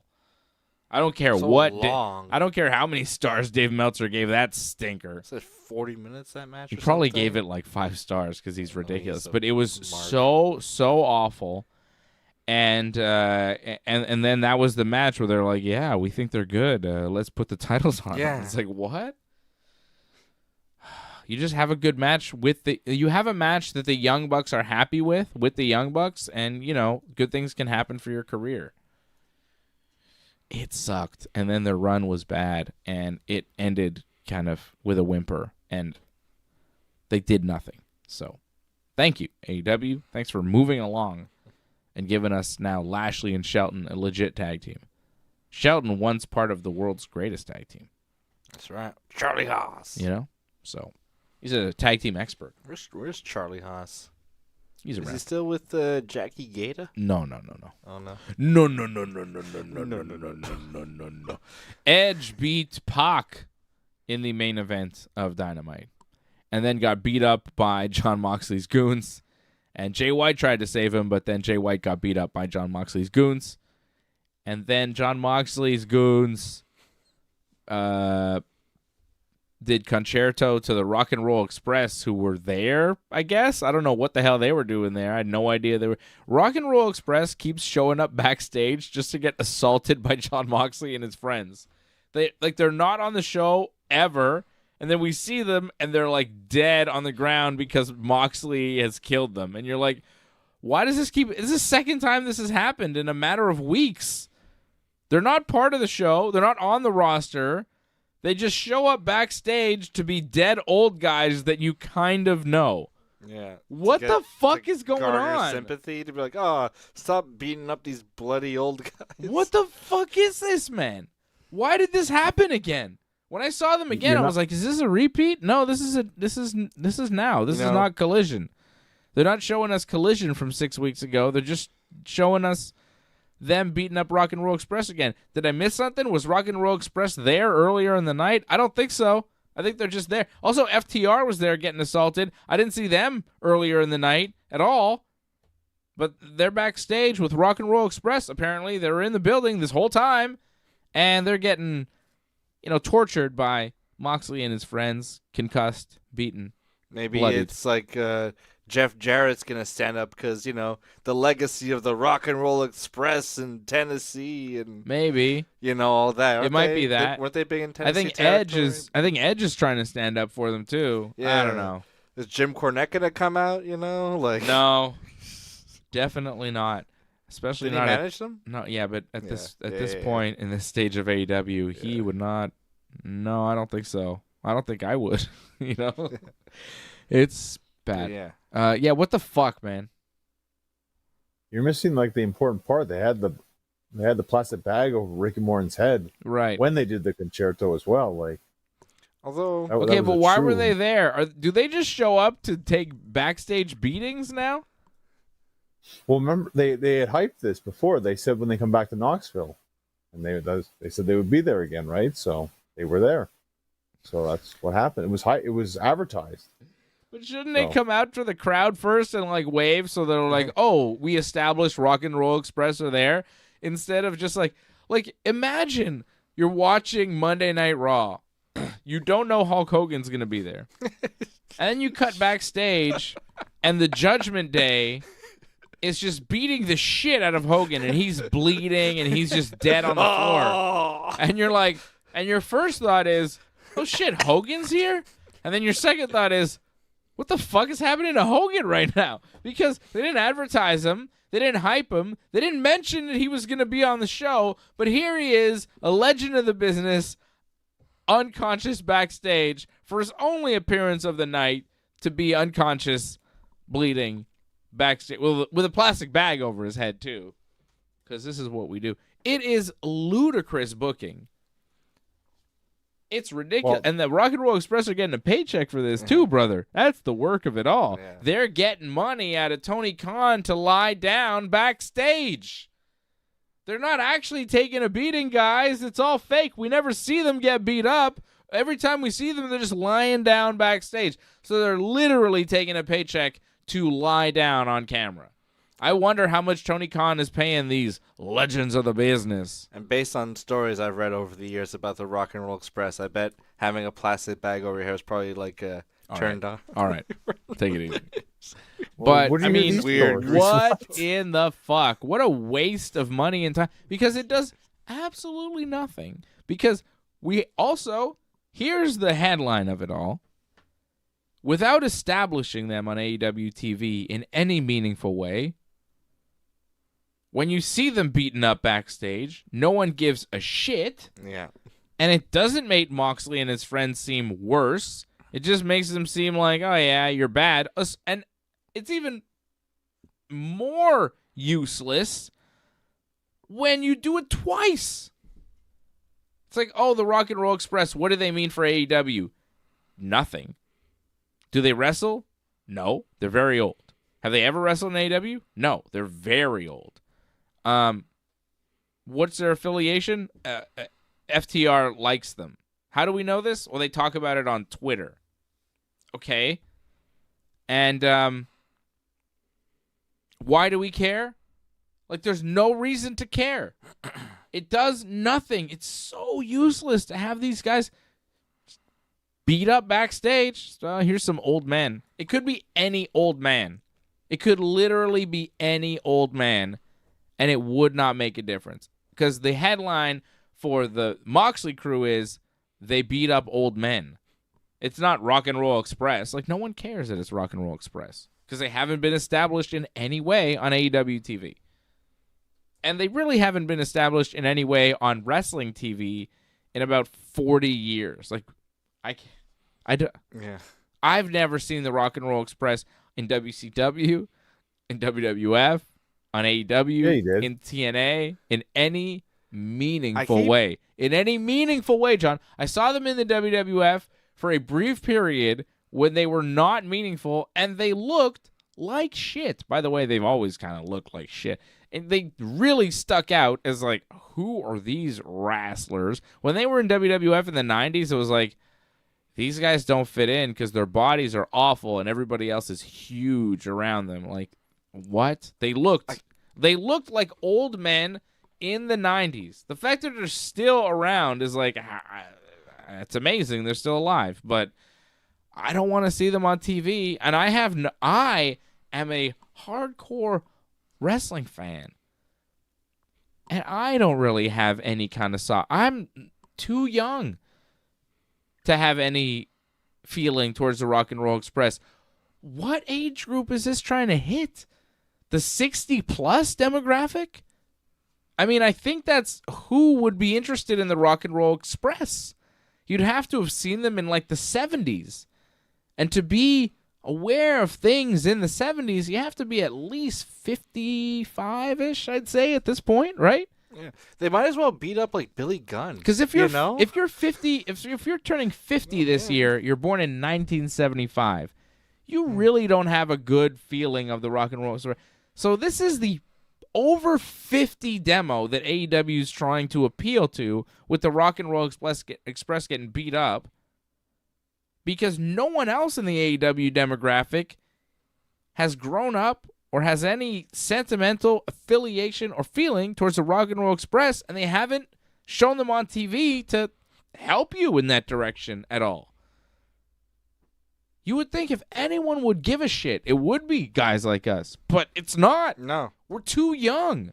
So they're really trying to hit very old people who I don't think are watching. I mean, I'm not saying you're 50 plus, you're very old, but you know what I mean? Like, why are they trying to hit this odd demo with this weird story that's dumb? It's very bad. I keep trying to picture them in the WWF, but all I keep remembering is Bob Holly and Bart Gunn as the new Midnight Express. You are too young to Bring remember back the new them. Midnight Express. Like, you're too young. I remember them because I'm 5 years older than you, but you're too young to remember them in WWF because it was like 96, 97-ish, I'd say. Maybe 98. 98, yeah. 98. Yeah, it was like brief. Like, yeah, you're like 7, 8 years old at the time. You was don't Cornette remember. managing them? Well, that was the Midnight Express. That was the Bob Holly and Bart Gunn. That was Cornette. Yeah, Cornette was managing them. He had the tennis racket. Wasn't that the NWA run where they had like the NWA tag titles or something? Is that the Midnight Express? That's right. Yeah. Yeah. Yeah, wasn't the Midnight Express in there too? They just tried to do that in WWF, and I was like, why? Yeah, it didn't really work out too well. I think it was just to kind of put down NWA. That's what it kind of looked like, and I think that's what they kind of achieved in that. This is how much they sucked and looked bad. And this is what my recollection is of the Rock and Roll Express, and this is probably why I have that picture of them, is because WWF brought them in to be like, look how shitty these guys are. Mm-hmm. They're the NWA Tag Team Champions. Isn't the NWA stupid? Look at these idiots. And I was like, yeah, they do suck, Vince. Correct. And that's my feeling on the Rock and Roll Express. And probably the Acolytes were WWF Tag Team Champions. It's yeah, those guys, those are champions. Yeah, the real ones real ones squashed the Rock and Roll Express. Road Warriors They were literally brought in to make the NWA look shitty because of how shitty they looked.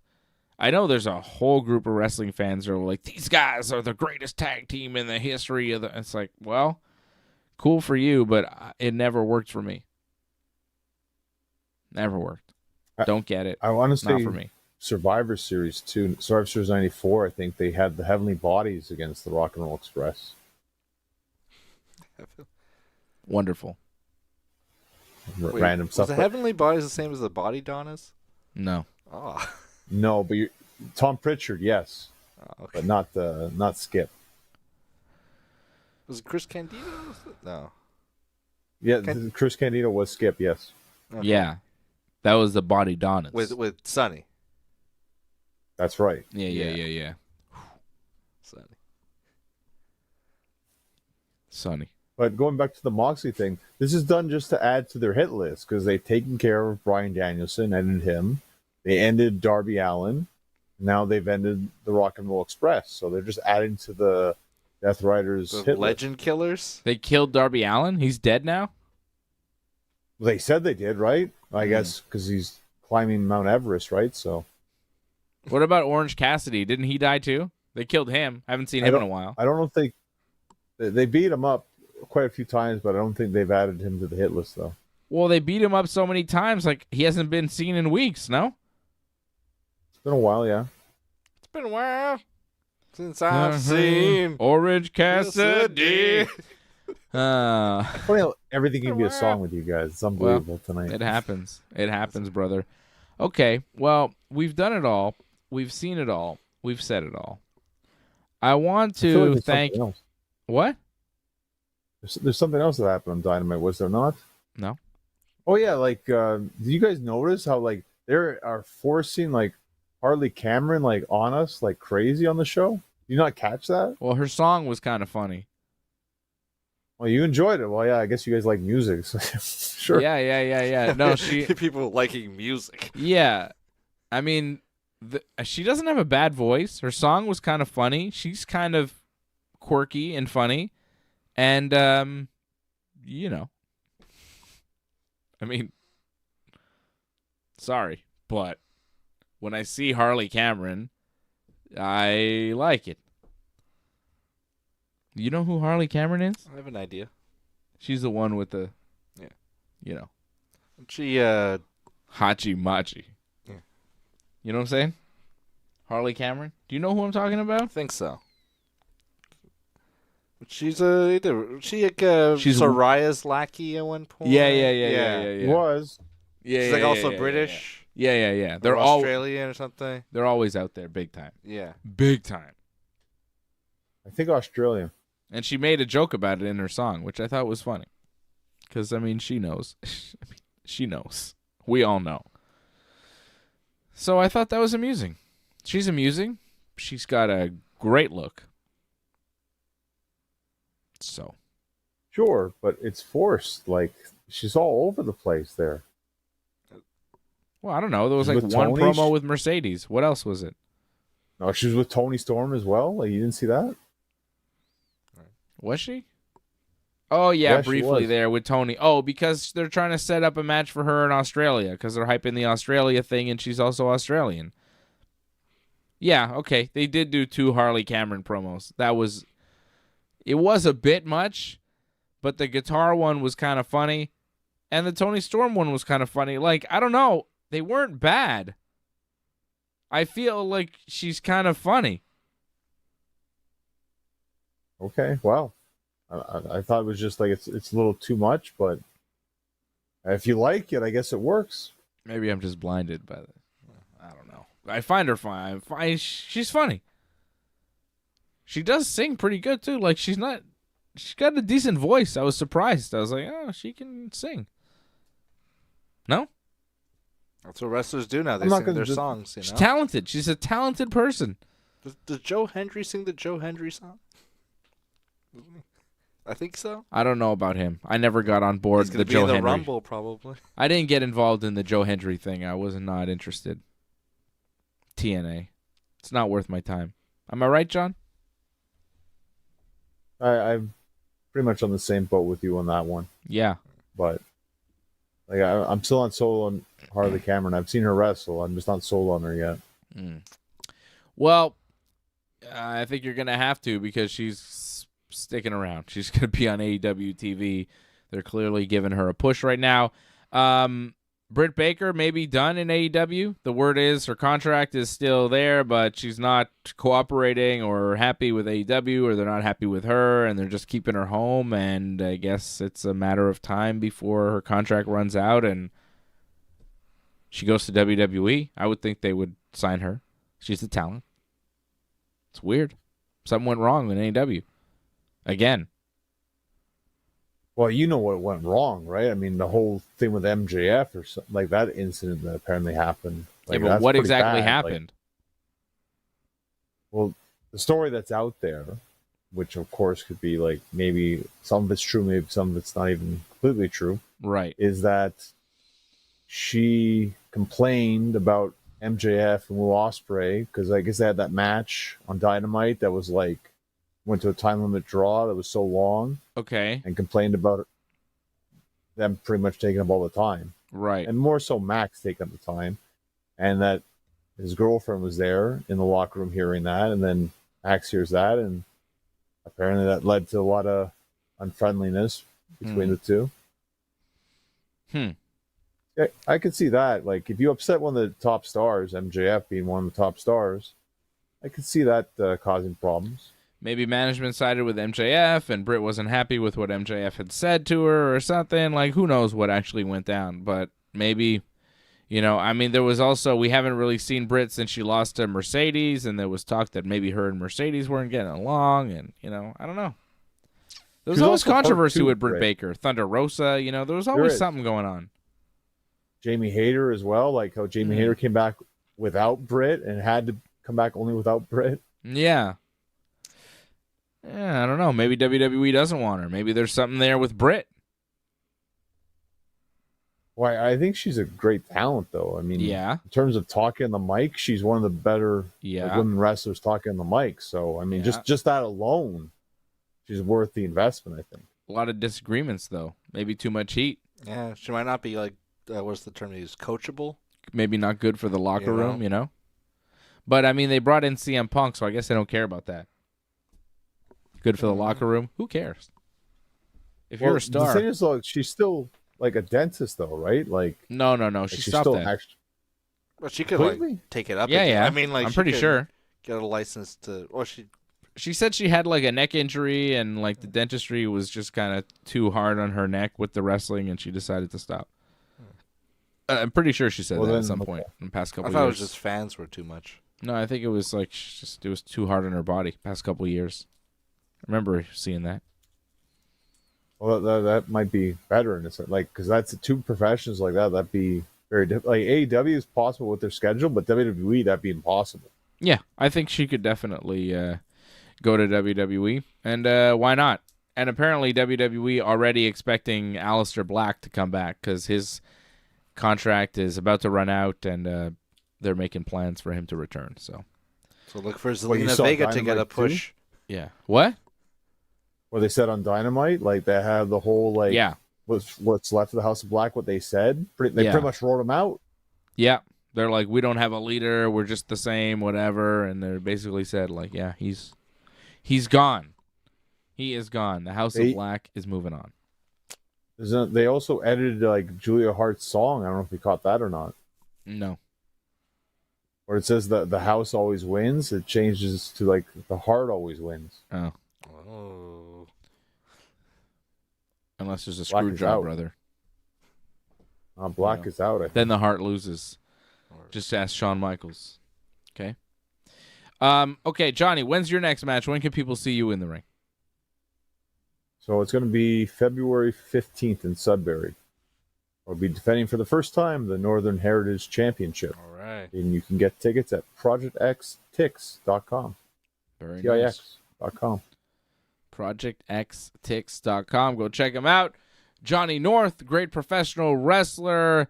And I will be back next Thursday at 8 p.m. for Ringside Report MMA, when we'll be previewing UFC UFC Saudi Arabia. And then next Friday, Johnny, you and I will be previewing WWE's Royal Rumble. We are a week away from the Rumble. Next week, we give you our official Rumble picks, and then we'll be on the road to WrestleMania. So that'll be fun. Shout out to everybody in the chat, all the members. Ray Cruz, Angelo Contagonis, Leor, Patrick Deneau, Jason Pete, Antoinette. So many members checking in tonight. CSL Lorne. Angelo. Yeah. And many more checking in on YouTube, on all the channels. Thank you for tuning in tonight on a Friday, joining us here. However you watch, we appreciate you. Don't forget to like this video, subscribe to the channel. If you have not subscribed, please subscribe, like the video, leave a comment, and we will keep on producing the top MMA and pro wrestling content for you here on the Ringside Report Network. Thanks for sticking with us to the end. We would really appreciate it if you could help us spread the word. You know the drill. Hit that subscribe button, flip those notification switches. We are an audience-supported network, so consider becoming a recurring supporter at membership.ringsidereport.net. Check out